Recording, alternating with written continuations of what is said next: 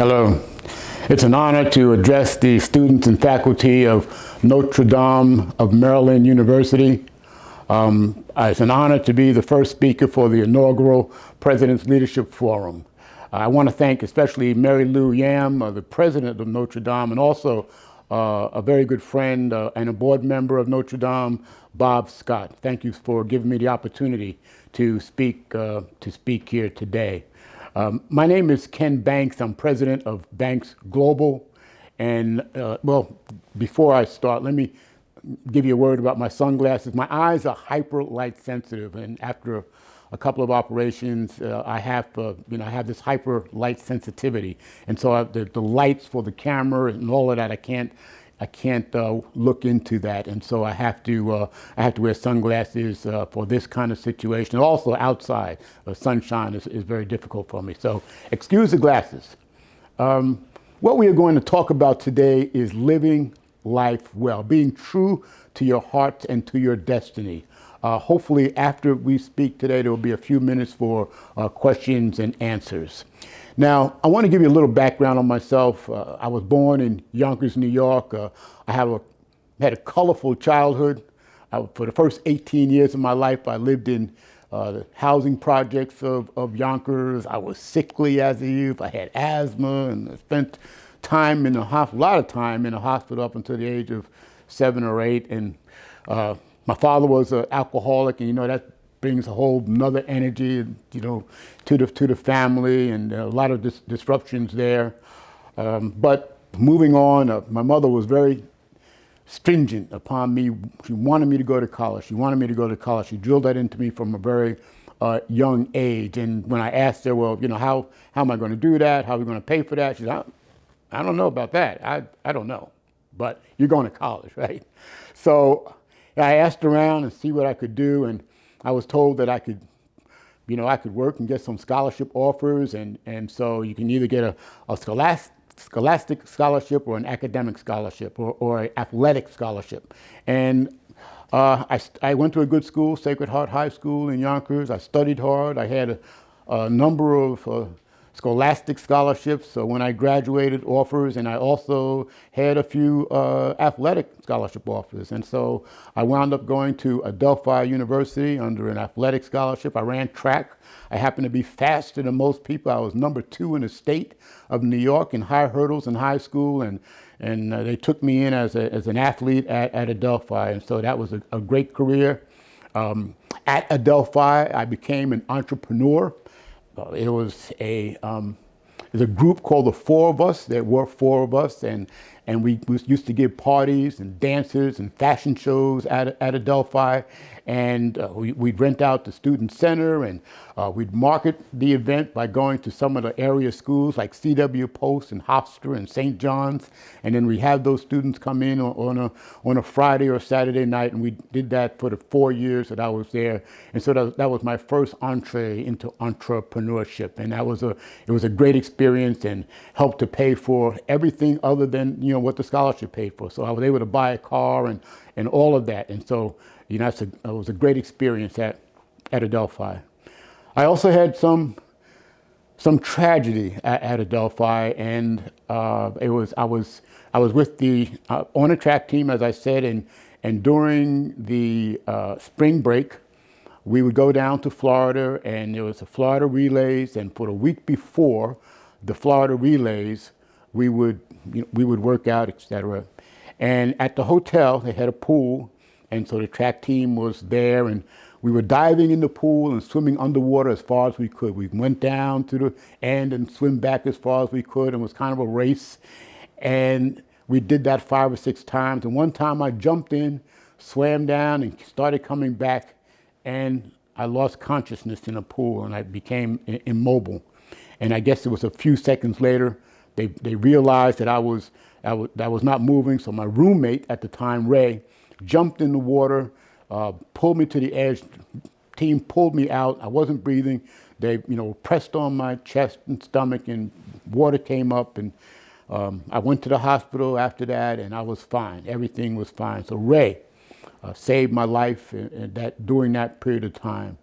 Now, moving forward, a couple of months, only a few months later, we were at the senior dinner at school, and the dinner was off campus. And then we were driving back from campus that night, and the driving got a little bit crazy. There were a few of us on the road, and they were going too fast. And Ray was driving. He lost control of the car. This was before seatbelts. We hit a tree. When we started spinning, I grabbed the person I was with, the lady that I was with, I pulled her down and kind of leaned on top of her. Ray and his date, June, were flung out of the car. When the car hit the tree, they were ejected from the car. Nothing happened to me, just a lot of glass. Got out the car and realized that they weren't in the car, went outside and saw them. And the lady June was very, very badly damaged. And Ray didn't look as bad, but he kept saying, "Ken, just talk to me, just talk to me." So I held him for a while, and an ambulance came and they took them to the hospital. And a few minutes later, we got rides to the hospital. And then when I got to the hospital, I asked about Ray, and they told me that he had died, he had passed away. And that was a very tragic part of my life, a very tragic experience. But it did teach me the precariousness of life, and you have to live for now, you have to live for the moment. You can't let anything go by. You have to do what is in your heart to do. And that we can be here 50 years or 10 years or 5 minutes, we don't know. And so, you know, the time when you want to live life, you want to live it now, not wait to 10 years and I say, okay, I'm going to start living in 10 years, or I'm going to wait till I buy this big house before I'm happy. You got to live life at this time right now. So moving forward and getting to Baltimore from New York, and I developed Banks Contracting Company here in Baltimore, and it started as a small company and grew it to a pretty large company. We have some iconic projects in and around Baltimore, including the new clinical building at Johns Hopkins Hospital, which was a large building, 20 operating rooms and 1.5 million square feet. And at the time, it was the largest hospital project in America, probably the world, at the time that it was built. We built the Hilton Hotel, the one that's attached to the convention center. We built arenas at Coppin University. We've done all kinds of work in and around Baltimore, and I'm also a real estate developer, and we had ownership in the 2 bioparks in town, the biopark at the University of Maryland Biopark, as well as the Science and Technology Park at Johns Hopkins. So, and a number of other projects in and around Baltimore. So we've had quite a career in Baltimore. I also wound up sitting on numerous boards. I've been on a bank board. I was a former trustee of a school, of Adelphi University. I served on a Johns Hopkins Bloomberg School of Public Health, the #1 school of public health in the world, and we've traveled around with them. I've been to India and Nepal and Cuba, and spent 3 weeks in Peru looking at all of the research projects that were going on in Peru. So that's a great board. I'm also on the University of Maryland Shock Trauma Board, and that is the #1 shock trauma unit in the world, based on the severity of injuries and the number of injuries that they have, and they rated as the #1. It was the original, and they rated as the #1. So being on that board is amazing. They do some amazing things. Every year they have a gala, and you see people, and they'll show 2 or 3 people that have been terribly injured, and that somehow they were medevaced to the hospital and go into the shock trauma, and they would save their lives. And so it's very, very dramatic to be on a board such as that. Also chair of the board of directors for the Federal Reserve Bank of Richmond, the Baltimore branch, and that is an amazing board. And so I hear all the information about supply chain issues and inflation and interest rates and all of that, and how that affects the economy and what has to be done about that. And so that's a very interesting, very, very interesting board to be on. And along the way of building this business and being on these boards, I've also received black belts in 2 different styles of karate, Shorin-ju and Shorin-juru, and Shorin-juru and Shotokan. And I was world champion in Shotokan karate in 1991 at the age of 39. I traveled to, made the American team, traveled to Japan and fought in a tournament with 86 black belt athletes. And then they say black belt, you're just, male black belt. I don't care if you're 6'5" or 5'2". I don't care if you're 120 pounds or 280 pounds. It didn't matter. You're male, you're black belt, 1st degree, 10th degree, it doesn't matter. You're over here. 86 competitors from around the world. There was a single elimination tournament, and I had 5 fights prior to the finals, made the finals, fought the 22-year-old who was then a grand national champion in martial arts in fighting, and came out the winner of that event. I was the oldest competitor, as I said, at age 39. I was just an amazing time of my life. I've also traveled to 55 countries or so, and traveled to 6 continents, and I've seen some great sights. I've seen the pyramids, and I've walked the Great Wall of China, and I dove the Great Barrier Reef. I've seen the Taj Mahal and so many different places around the world, and I'm proud to have been, to see that. And I like to get involved with the people and not just the tourist areas, and to have that kind of life. I want to say also that I have a beautiful and accomplished wife, Gloria. She's an amazing woman. I'll talk a little bit more about her later. We have 4 adult children. Keenan, who is in New York and went there to work with Google as a programmer, and now is the head of technology at the Daily Beast. Rakenya, who's in Atlanta, we call her the dog whisperer, because she can literally make a dog do anything. And anytime a dog has behavioral problems, they bring them to her. She works with them for a day or a week or whatever it is, and changes their behavior. And she's 95% successful in changing the behaviors of dogs that have gotten out of hand. So we're very proud of her. I have another daughter, Juliana, who is also in Atlanta, and she is an international makeup artist, and it's just amazing work that she does.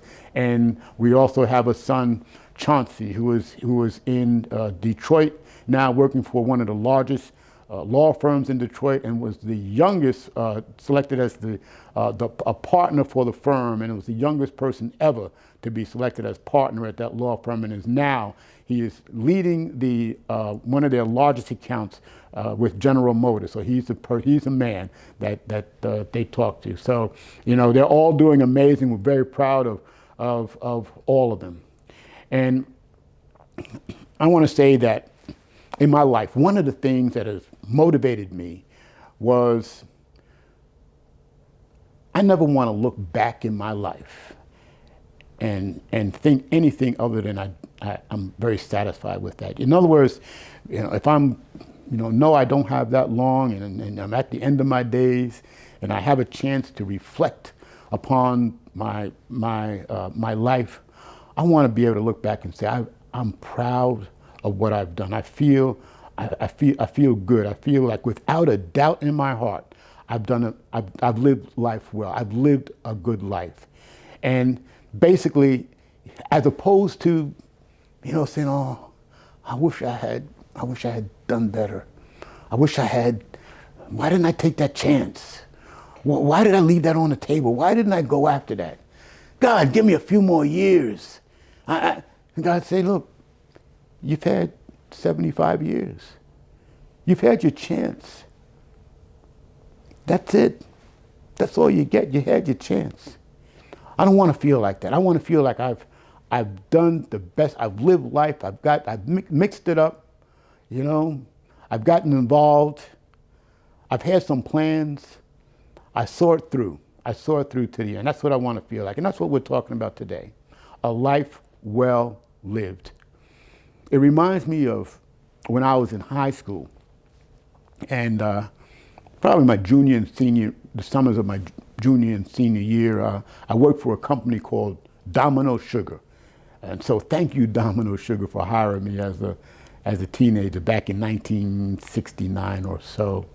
And I was part of the yard gang. We did all the various jobs, kind of took the place of people that were not, they were on vacation or whatever. And there was a guy that ran the elevator, and every so often I'd go to relieve him for his lunch. And so he'd go, and this elevator, it was a manual elevator. It had this little lever, and you pull the lever to the left or the right, and you try to stop it at the floor. You had to go up, and sometimes you're a little high, you had to go back down a little bit. So I thought it was fun.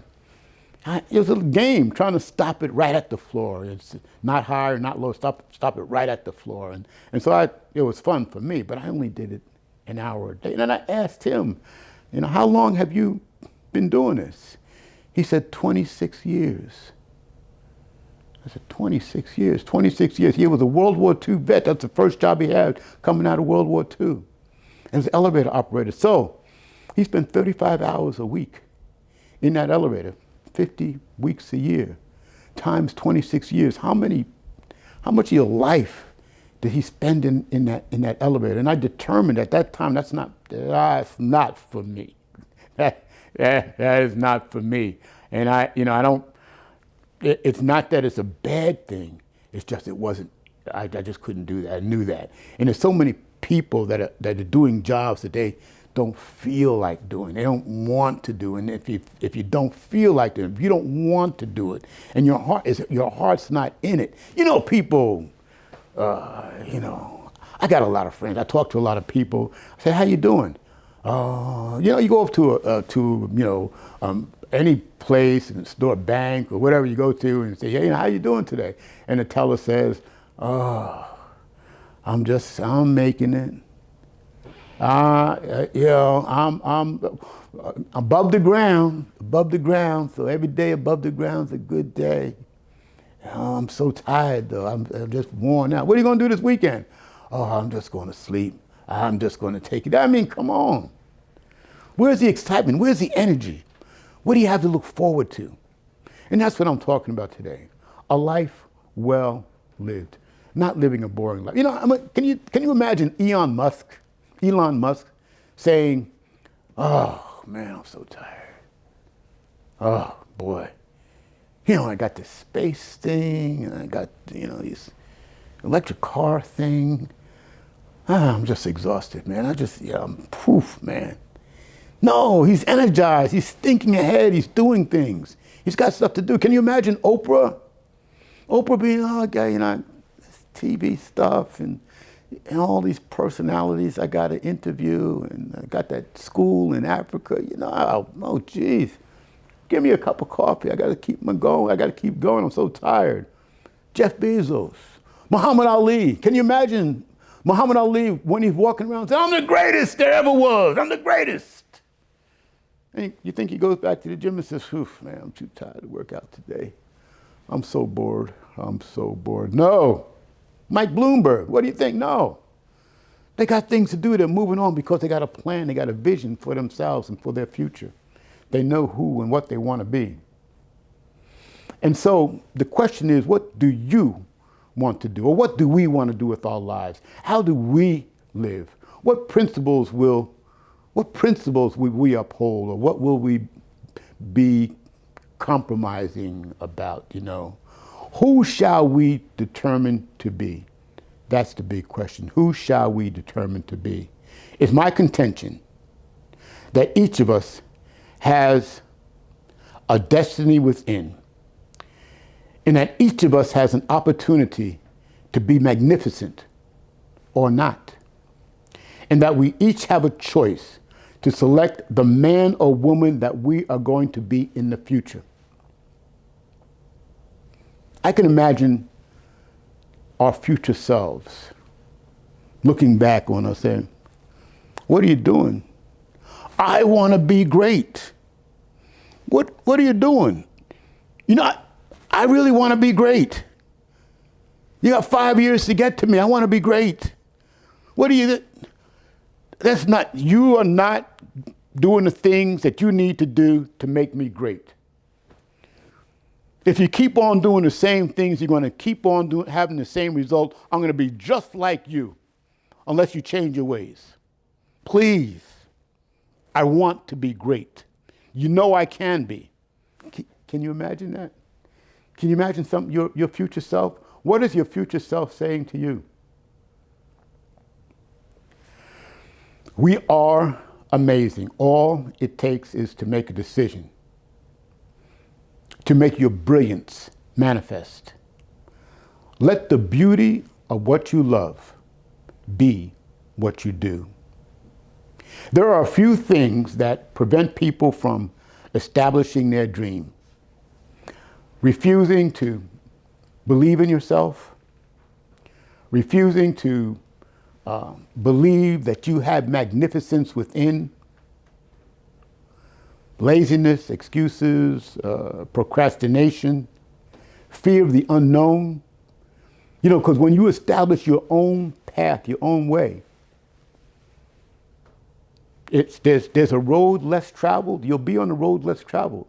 And there's a road that's more traveled. See, the road that's traveled is the road that's smooth, doesn't have any turns, doesn't go up and down. When you come to a ravine, there's a bridge that takes you over from one side to the other side. You don't have to think. You can close your eyes and walk that path. If you choose your own path, choose the road less traveled, then you got to watch yourself. You know, there's things in the path. You got to go back and forth, up and down. When you come to a ravine, there's no bridge. You got to go down one side, across the water, and up the other side. When you come to a fork in the road, which way do you go? There's a fork. You don't know. 80% of the time, you're going to go the right way. 20% of the time, you might have to do something like reverse your steps and then go the other way. Because you're in your own path, in your own way, you don't know. But some people fear the unknown. If you fear the unknown, then making your own way through life is going to be difficult. What does it take to succeed? I have a little story when I was in between college and when I started Banks Contracting. I worked for a company called Mutual of New York, Money, M-O-N-Y. And it was a fabulous job. I mean, I was 23 years old. I was working for this insurance company. It was a national insurance firm. I was Rookie of the Year, so all the new hires in that year, I think it was 1975, I was the number one at 23. I was working in Manhattan on the 57th floor of a building downtown, right across the street from Bloomingdale's. I had a corner office and I could look out one window and see uptown Manhattan. I could look out another window looking east and across the Queens and the Brooklyn Bridge and the East River and see the planes landing and taking off from LaGuardia and Kennedy. I mean, it was fabulous. You know, during the weekends, I'd have friends come over. We'd have little parties there, you know, partying. During the weekday, I'm working. Beautiful place. I mean, it was just incredible. And then all of a sudden, one day, I hear this isn't for you. I'm like, whoa, where'd that come from? Oh, let that go, you know. Keep on going and keep on partying and keep on having a good time, keep on making money. I felt good, I felt great. Everybody thought I was fantastic, my family, my friends. And then this voice comes again. This is not for you. So where is that voice coming from? I ignored it. But after a few months, 4 months went by, and 6 months, and I had to realize, I had to see it for myself. This wasn't for me. I like the stuff around it. I like the, you know, the office and the Manhattan, but I did not really like selling insurance and pension plans. That wasn't in my heart. So what do? I know that this isn't it, but I don't know what is. And so at that time, I think I made the bravest decision of my life. Instead of staying in a track that I did not enjoy, I quit that job. I got some camping equipment. I had a car, and I drove around the United States and Canada for the next year and a half. I had a big beard, going from state park to provincial park in Canada, all the way from Nova Scotia to British Columbia in Canada and Vancouver Island off the coast. 38 states in the United States traveled through, just going back and forth across the country. Learned a lot about myself, saw a lot of the country. It was beautiful. I was in the Everglades, and I was camping next to a guy that had a 45-foot recreation vehicle. I have a car and a pup tent, right? And so, but we struck up a conversation, and during that conversation, he said, look, I have a company in Houston. If you ever come to Houston, look me up. I'll give you a job. So we exchanged numbers, and a couple of months later, I found myself in Texas, and I said, all right, let me give him a call. I gave him a call. He was in, so I went to Houston. He gave me a job, and it was on a construction site. I got on this construction site, and I started just carrying wood, and I learned how to cut wood and measure, and man, I said, this is what I love. I love this. I love the smell of it. I love seeing something coming up out of the ground, and before your eyes, you're building something, you're making something. I thought it was the best thing in the world, and so I knew that when I finished traveling my travels, and when I got back to wherever I lived, I was going to establish a construction company because I believed in entrepreneurship. And when I did, I actually stopped. I worked for a company for a couple of years. I started as a carpenter's helper. I became a carpenter relatively quickly, and then became a foreman running projects. And then as soon as I felt comfortable, I started my own company in 1980, Banks Contracting Company. That experience taught me a lot. It taught me to follow my heart. It taught me to make the uncomfortable decisions, kind of standing toe-to-toe with yourself, looking at yourself and having to make those decisions, those uncomfortable decisions. Willingness to embrace the unknown. I believe that life begins at the edge of the unknown. And I've made my own decisions. I didn't listen to my peers, my family, who told me, you're crazy. You can't leave, you can't do that. You got a great job, you're giving this up for what? But I was giving it up for me. I was giving it up for my heart. And I had to make that decision. So what do we do? What do we need to be successful? Make people around you successful is important. Make people around you better is important. Look into them and see if you can find a way to make their lives better or to make them better so that they can be better. Instill in them a sense of meaningness, a sense of pride in the work that they do. I noticed this with my wife. I said I'd speak a little bit more about her earlier, Gloria Mayfield Banks. I met her August 27th of 1990 in Florida. And she was a young entrepreneur working in the cosmetic industry in Mary Kay. She was a young director in Mary Kay. And my business I had a young business in Baltimore. But we had these very discussions we would talk about. These very discussions, how to be better, how to follow your heart, how to understand your magnificence.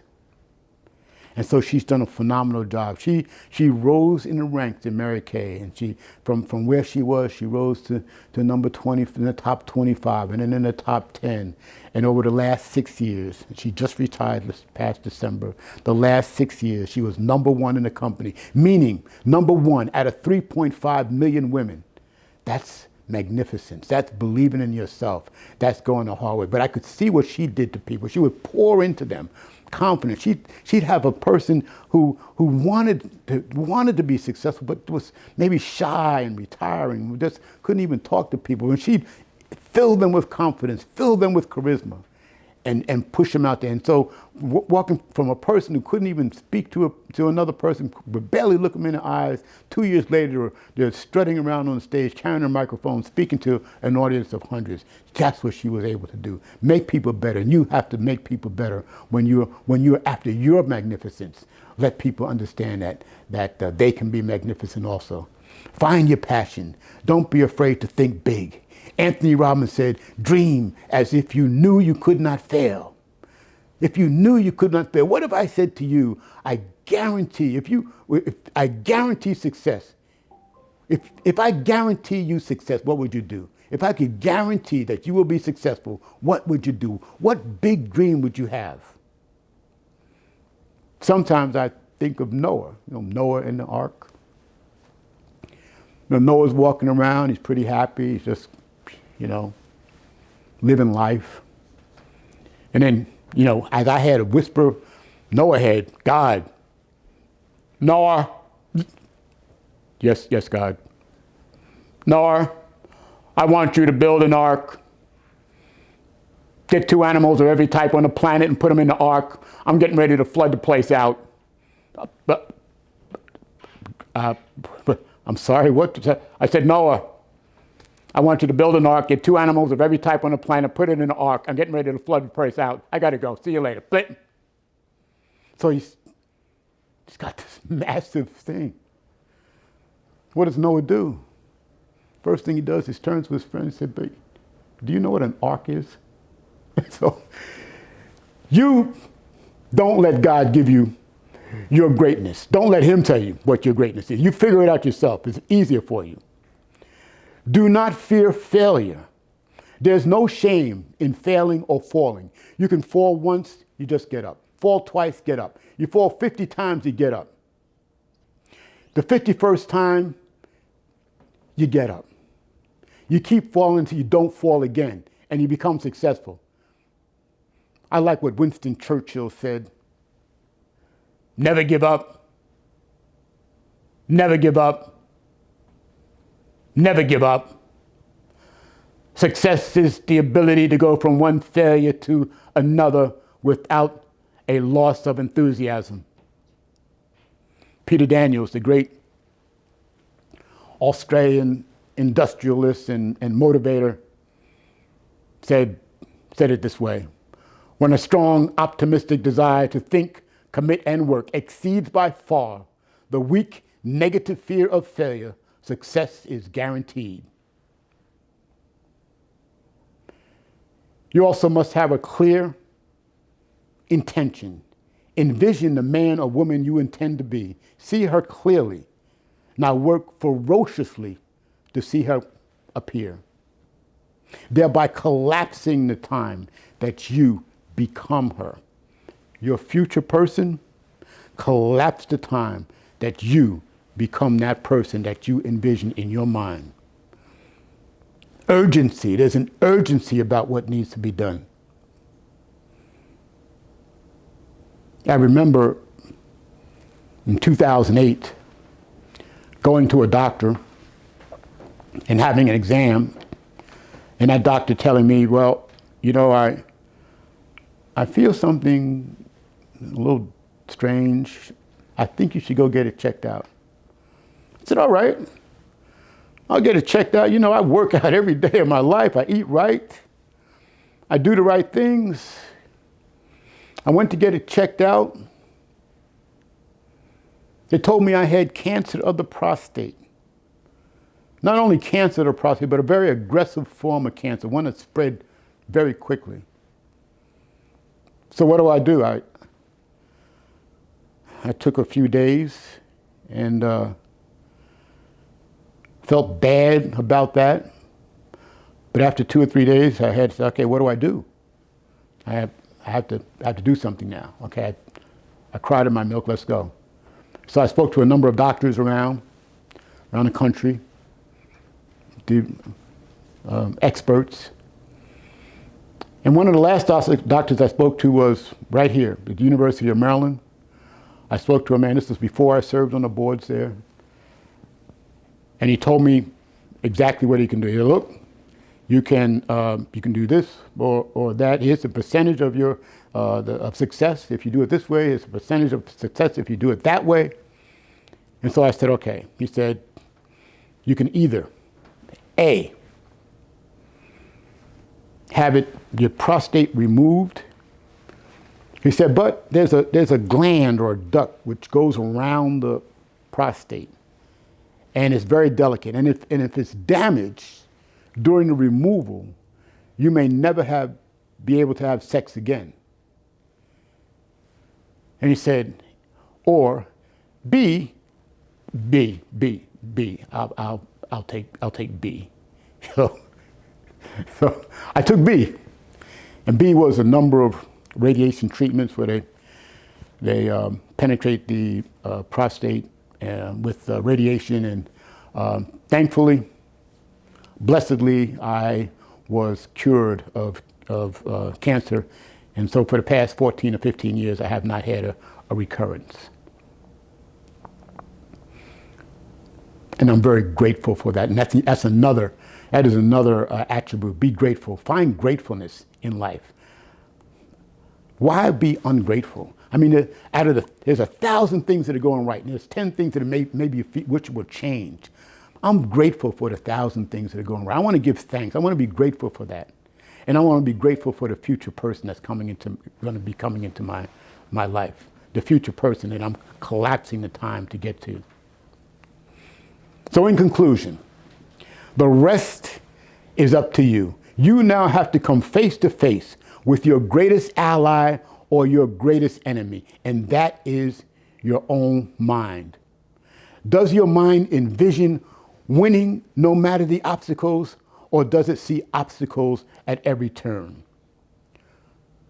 When the analytical mind is screaming no, but your divine nature is saying yes, hold on or let go. When the time comes, I would say trust God, take the leap of faith, and let go.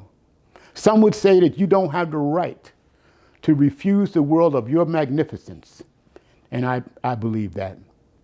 So be a visionary, be a blessing unto the world, be confident, be brilliant, be a light unto the world, be your truth. I think Jesus said it best. Whosoever should say unto that mountain, whosoever should say unto that mountain, be thou removed and be thou cast into the sea, and shall not doubt in his heart, but shall believe that those things which he saith shall come to pass. He shall have whatsoever he saith.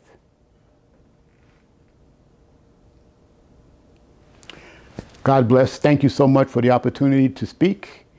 And hopefully there's some time left over for questions and answers. Bye.